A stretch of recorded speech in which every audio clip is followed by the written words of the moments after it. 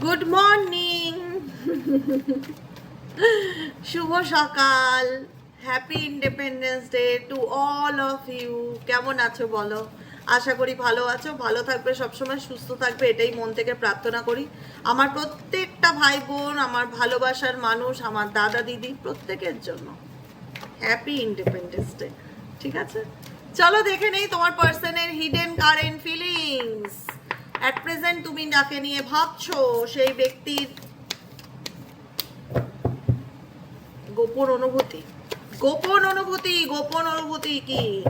Please divine angel, divine universe help করুন ও guide করুন। Angel, archangel Michael, please help me and guide me.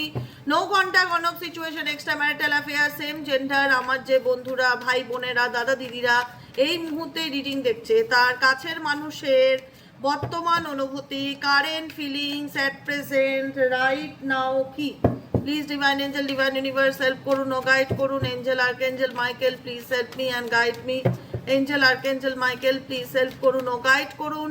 No contact, on off situation, extra marital affair, same gender. যে কোনো পরিস্থিতিতেই তুমি যদি থেকে থাকো, তাহলে তোমার কাছের মানুষটার বর্তমান অনুভূতি তোমার প্রতি অ্যাট প্রেজেন্ট রাইট নাও কি? কি চলছে তার মনে, কি বলতে চায় সে তোমাকে, কি বলতে চায় কি তোমাকে? Please divine angel, divine universe help করুন ও গাইড করুন। Angel, archangel Michael, please help me and guide me. No contact, on off situation, extra marital, same gender পরিস্থিতিতে তুমি যদি থেকে থাকো, তোমার পার্টনারের বর্তমান অনুভূতি, current feelings at present right now, সেই ব্যক্তির মন মস্তিষ্কে তোমায় নিয়ে কি চলছে?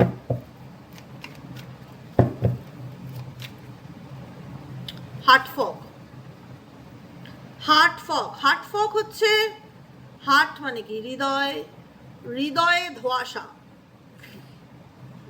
তোমার ব্যক্তির মনের মধ্যে এখন ধোঁয়াশা চলছে, ধোঁয়াশা। বুঝতে পারলে কি বললাম? ধোঁয়াশা চললে কি হয়? কোনো ব্যাপার নিয়ে ধরো, যে কোনো মানুষের মনের মধ্যে হোক, হৃদয়ের মধ্যে হোক, কোনো ব্যাপার নিয়ে যদি কনফিউশনই অ্যাকচুয়ালি ধোঁয়াশা, তাই না? ইংলিশে যদি বলা হয় তাহলে কনফিউশন বলা হবে, আর বাংলায় যদি বলা হয় ধোঁয়াশা বলা হবে। তোমার পার্সনের মনের মধ্যে এখন ধোঁয়াশা চলছে, মস্তিষ্কে এখন ধোঁয়াশা চলছে, ধোঁয়াশা আর ধোঁয়াশা। এই নিয়ে একটা গান হয়ে যায়, ঠিক আছে? যাই হোক, ধোঁয়াশার জন্য এই ব্যক্তি ধোঁয়াশার মধ্যে আছে বলে এই ব্যক্তি তোমাকে কিন্তু মিক্স সিগন্যাল দিচ্ছে। যেহেতু এই ব্যক্তি ক্লিয়ার নয় যে সে কি করতে চায়, আলটিমেট যেহেতু ধোঁয়াশাটা কাটেনি, ধোঁয়াশার মধ্যে দিয়ে যাচ্ছে, যে কারণে এই ব্যক্তি ইমোশনালি ভীষণ রকম ব্লকড হয়ে আছে বা মেসড আপ হয়ে গেছে। বুঝতে পেরেছো? আবেগের দিকটা দিয়ে সে বুঝতে পারছে না তার জীবনের সিদ্ধান্ত তার আবেগ দিয়ে নেওয়া উচিত না লজিক দিয়ে নেওয়া উচিত, কি করণীয়। কারণ এই ব্যক্তি যেহেতু ধোঁয়াশার মধ্যে আছে, সেহেতু কোথাও না কোথাও এই ব্যক্তি তোমাকে মিক্স সিগন্যাল দিচ্ছে। মানে কোথাও না কোথাও তুমি থাকো, তুমি যেও না, আমার ধোঁয়াশা কাটুক, তারপরে তোমায় আমি উত্তর দেবো আমি তোমার সাথে থাকবো কিনা। নেক্সট কার্ড হচ্ছে ফ্যামিলি। মেবি এই ব্যক্তি বিবাহিত, তার পরিবার আছে, সন্তান আছে, ফ্যামিলি আছে, বা এই ব্যক্তি হতে পারে, ফ্যামিলি ইন্ডিকেট করে তোমার সাথেও তার পারিবারিক সম্পর্ক ছিল, তোমার সাথে হয়তো বিয়ে হয়েছিল বা ফ্যামিলি গড়েছিল, ফ্যামিলি ছিল, পরিবার আছিল। সেই জায়গায় দাঁড়িয়ে এই ব্যক্তি চাইছেটা কি? টুইন ফ্লেম কানেকশন এখানে হয়তো মেবি অনেকে টুইন ফ্লেম কানেকশন থাকতে পারো, যে কারণে আসলো টুইন ফ্লেমের কার্ডটা। এই ব্যক্তি চাইছেটা হচ্ছে, এই ব্যক্তি না পাচ্ছে, না চাইছে তুমি তার জীবন থেকে দূরে সরে যাও, আবার না তোমাকে পুরোপুরি কমিটমেন্টও দিচ্ছে, খোলাখুলি কথা বলা, নিজের মন্তব্য, নিজের ওপিনিয়নকে সামনে রাখা, সেটাও করছে না। কিছু না কিছু হাইট করছে, ফিল হচ্ছে, আর আবার পিছনও ছাড়ছে না, স্পাইং এনার্জি, স্পাইং এনার্জি দেখাচ্ছে, আবার পিছনও ছাড়ছে না। কোনো না কোনোভাবে তুমি কি করছো, তোমার লাইফে কি চলছে, তুমি কোথায় যাচ্ছ, তুমি কার সাথে কথা বলছো, প্রত্যেকটা ব্যাপারে এই ব্যক্তির ভীষণ রকম কিউরিসিটি, ইন্টারেস্ট দেখতে পাচ্ছি। কোনো না কোনো সোশ্যাল নেটওয়ার্ক, কোনো না কোনো ফেক প্রোফাইল, কোনো না কোনোভাবে এই ব্যক্তি তোমার ব্যাপারে জানার চেষ্টা করছে। বুঝলে? এটাই হচ্ছে কথা।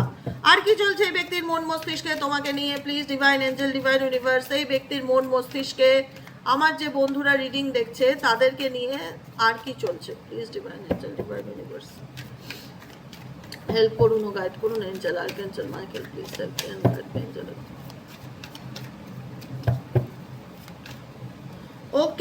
নারিশ, রানিং, এটা ওনার ক্যারেক্টার, চেজিং,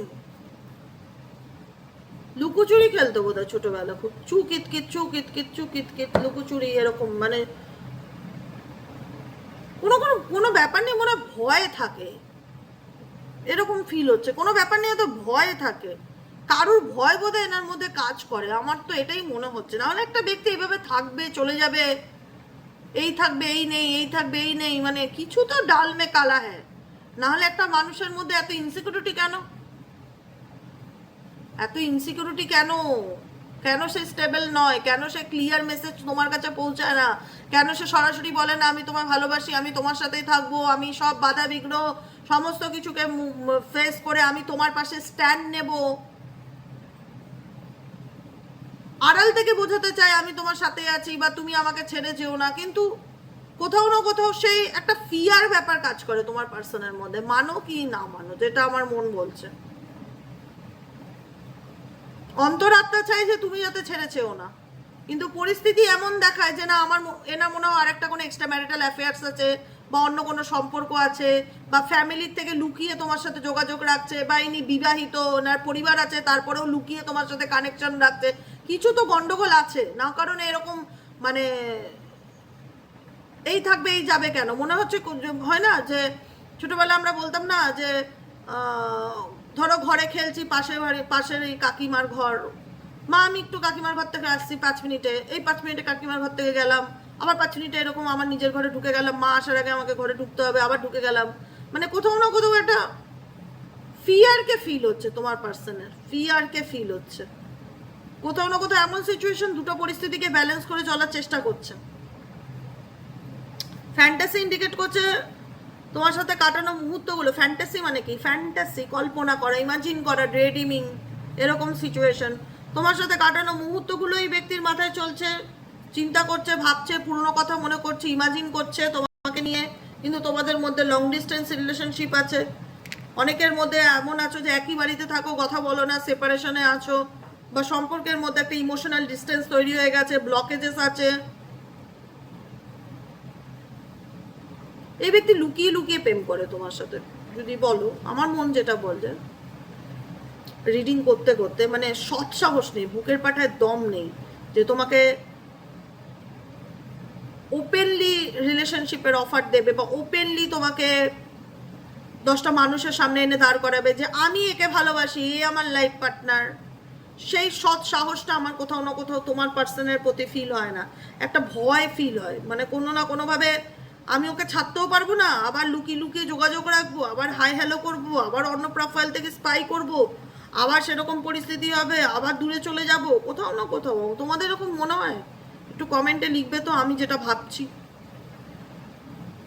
আমি যেটা ভাবছি রিডিং করতে করতে সেই ভাবনাটা তোমাদের মনেও চলে কিনা, কারণ তোমার পার্টনারের মনে যতই দেখা সে খুব ডেয়ারিং পার্সন, আমি বলবো খুব ভীতু, সেটা বোঝাতে চায় না, নিজের দুর্বলতাকে সহজে সবাই স্বীকার করে যে আমার এটা উইক পয়েন্ট আছে, এটা ওনার উইক পয়েন্ট, উনি খুব ভীতু, উনি কোনো ব্যাপারে না দুতরফা ব্যালেন্স করে চলার চেষ্টা করে, দুটো দিকে খুশি রাখার চেষ্টা করে, মানে তোমার সাথে হয়তো কথা বলবে, হাই হ্যালো করবে, কিন্তু দায়িত্ব নেবে না, ইগনোরেন্স মানে ব্যাপারটা, মানে পুরোপুরি যে পার্টনার হিসেবে আমরা চাই একটা স্টেবল লাইফ পার্টনার, সেই স্টেবিলিটির দায়িত্ব উনি নেবে না, আবার তোমাকে ছাড়বেও না,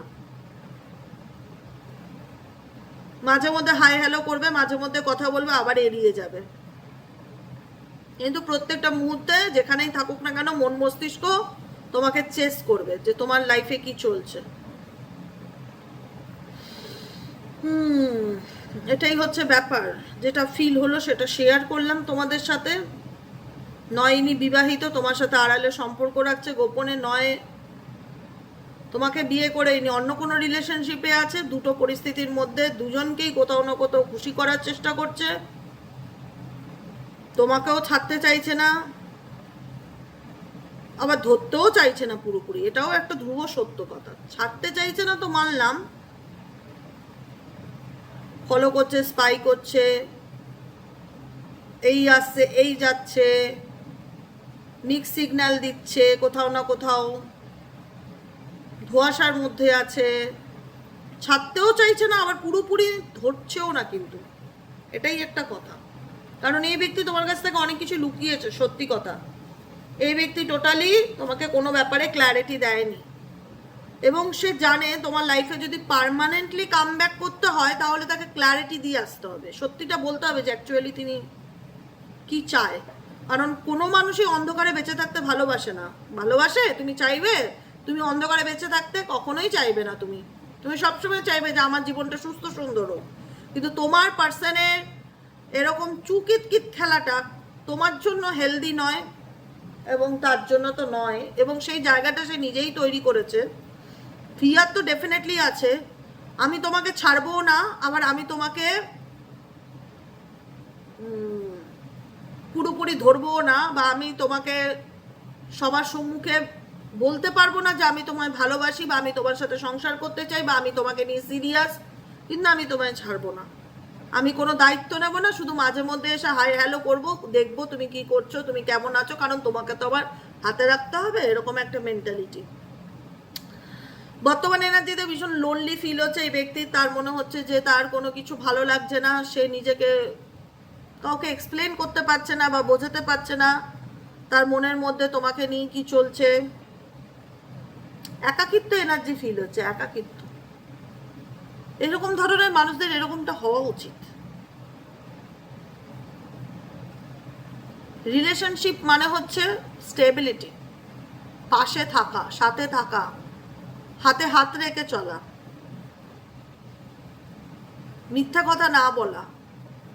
একদিন বলো ঠিক আছে, ডেলি বাই ডেলি মিথ্যা বলা, কারোর জন্য কিছু গোপন করা, আড়াল করা, এটা রিলেশনশিপের যে ফাউন্ডেশন, যে বেসটা, সেটাকে নাড়িয়ে দেয়, যেটা তোমাদের সম্পর্কের মধ্যে নড়ে গেছে। এখন এনার তোমার থেকে দূরে থেকে মনে হচ্ছে যে আমি ভালো নেই, আমি একাকিত্বে আছি, আমার জায়গাটা কেউ বোঝে না, আমি সলিটিউড এনার্জি ফিল করছি, আমার ভালো লাগছে না। তুমি কি ভালো, মানে তুমি কি বাজারের খেলনা? তোমরা কি বাজারের খেলনা? ভালো না লাগলে আমি তোমার জীবনে রিটার্ন আসবো, আমার ভালো না লাগলে আমি তোমার জীবনে আবার ফিরে আসবো, মানে আমার একাকিত্ব ঘোচানোর জন্য আমার তোমাকে চাই। আমি বুঝতে পারছি, রিয়েলাইজেশন কার্ড, আমি বুঝতে পারছি যে আমি ভুল করেছি।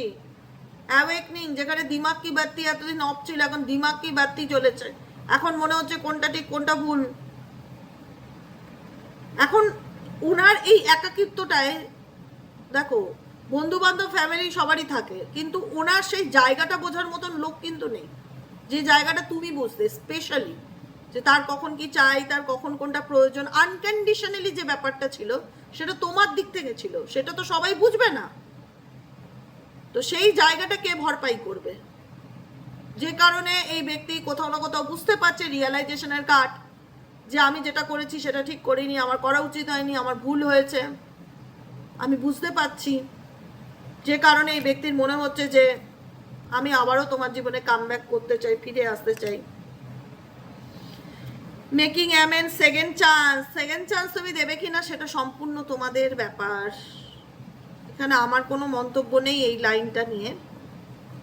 কিন্তু এটাও একটা ধ্রুব সত্য কথা যে তোমাদের রিলেশনশিপে কারুর খুব নজর আছে, মানে তোমরা ভালো থাকো, সুস্থ থাকো, সুন্দরভাবে সম্পর্কে এগিয়ে যাও। কেউ আছে যেটা চায় না, তার পরিবার হোক বা অন্য কোনো থার্ড পার্সন হোক, চায় না। সে এমন কিছু করছে যাতে তোমাদের সম্পর্কটার মধ্যে পার্মানেন্টলি একটা দূরত্বের জায়গা তৈরি হয়।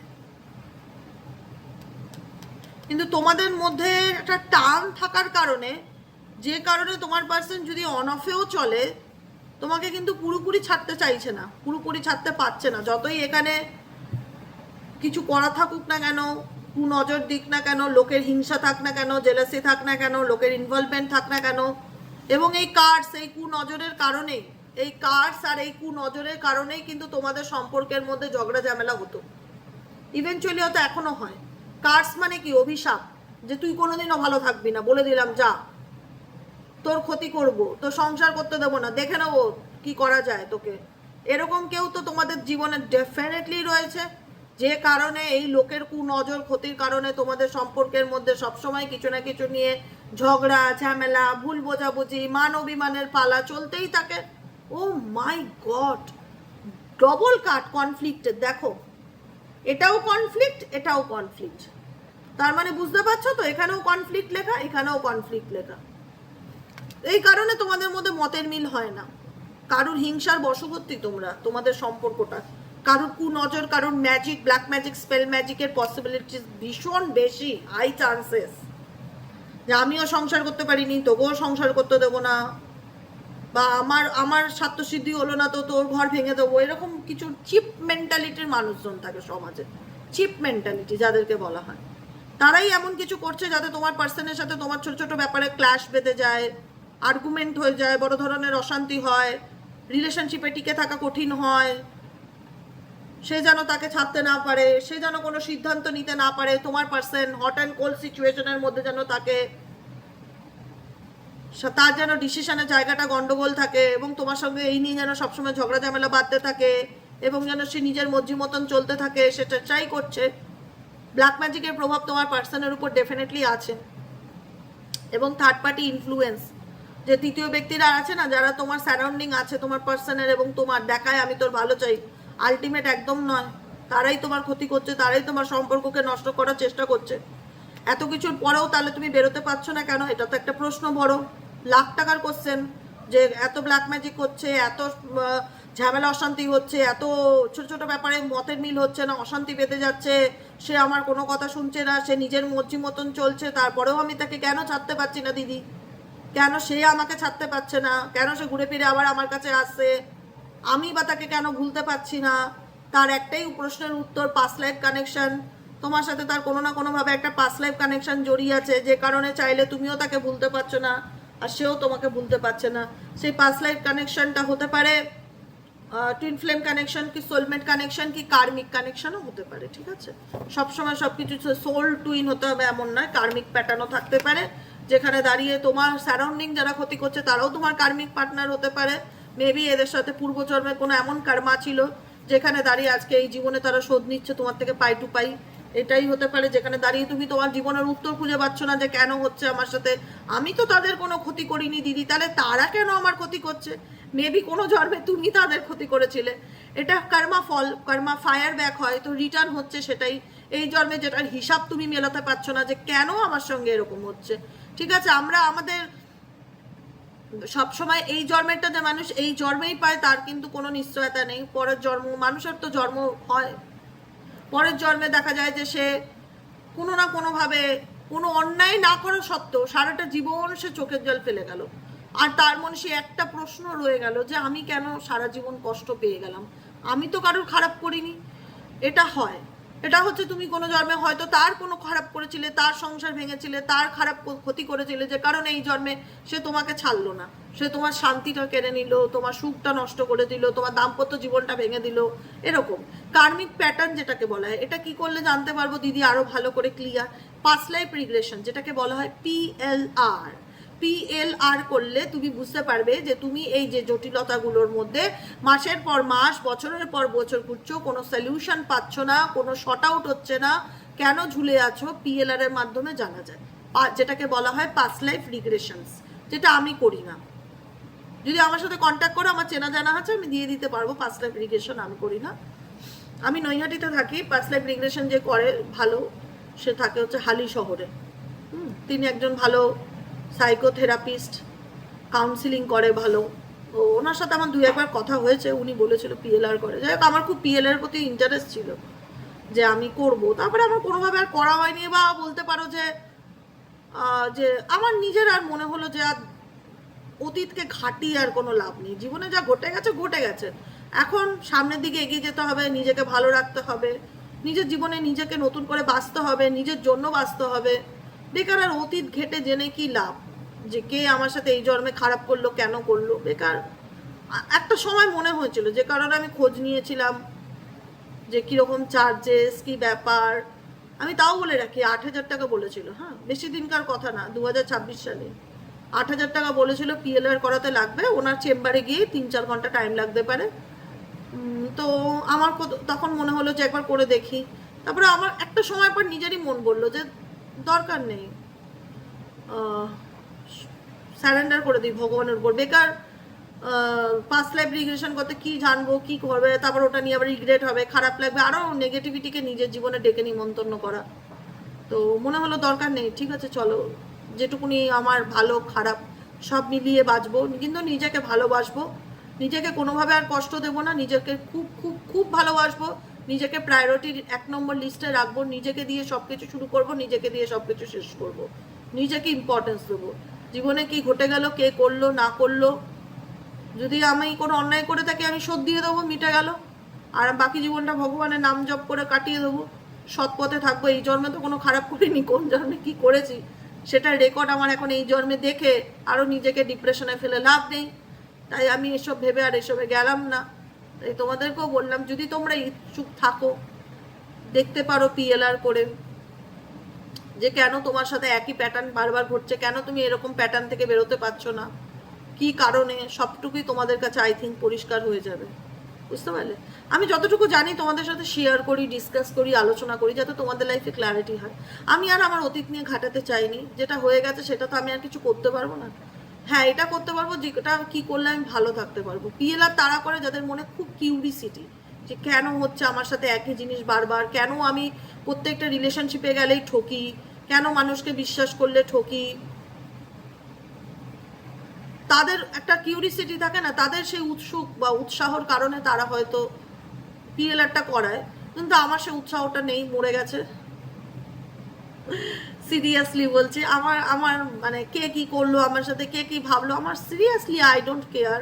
আমি আর এখন আর এসব নিয়ে ভাবি না। আমি নিজের কাজ নিয়ে ব্যস্ত থাকি, ভগবানের নাম জপ করি, আমি তোমাদের সাথে কথা বলি, নিজেকে বই পড়ি, নিজের কাজে ব্যস্ত থাকি। আমার কে কি আমাকে নিয়ে ভাবলে এটা আমি ভাবারা অনেক জীবনে পিছনে ফেলে এসেছি। এখন আর এসব নিয়ে ভাবি না। এখন আমি একটাই কথা ভাবি যে কি করলে আমি ভালো থাকবো। আর আমার ওই একটাই কথা যে কি করলে আমি ভালো থাকবো। আর আমার মাথায় কিচ্ছু আসে না, ট্রাস্ট মি।